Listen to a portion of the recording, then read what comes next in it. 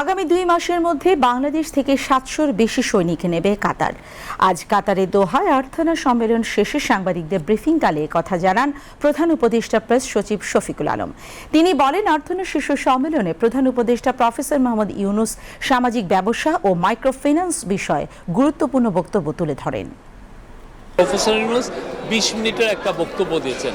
ওনার বক্তব্যের মূল বিষয়বস্তু ছিল যে কিভাবে মাইক্রো ক্রেডিট এবং সোশ্যাল বিজনেস কিভাবে মানুষের জীবনকে ট্রান্সফর্ম করে, সেটা বাংলাদেশেই হোক আমেরিকাই হোক, এই পুরো বিষয়টা উনি তুলে ধরেছেন এবং এটা কিভাবে মানুষকে হোপ যোগায় এই জিনিসটা। উনি এটাকে আরও যাতে মানুষ যাতে এটা দোরগোড়ায় যাতে পৌঁছে যায়, পৃথিবীতে যাতে সোশ্যাল বিজনেস আরও আমরা শুরু করতে পারি। এই সোশ্যাল বিজনেসের মূল যে কনসেপ্ট যে স্পেসিফিক একটা ইস্যু ধরে একটা প্রবলেমকে সলভ করার জন্য একটা সোশ্যাল বিজনেস করে, এগুলো নিয়ে উনি 20 মিনিটের একটা আমি বলি যে চমৎকার একটা ভাষণ দিয়েছেন।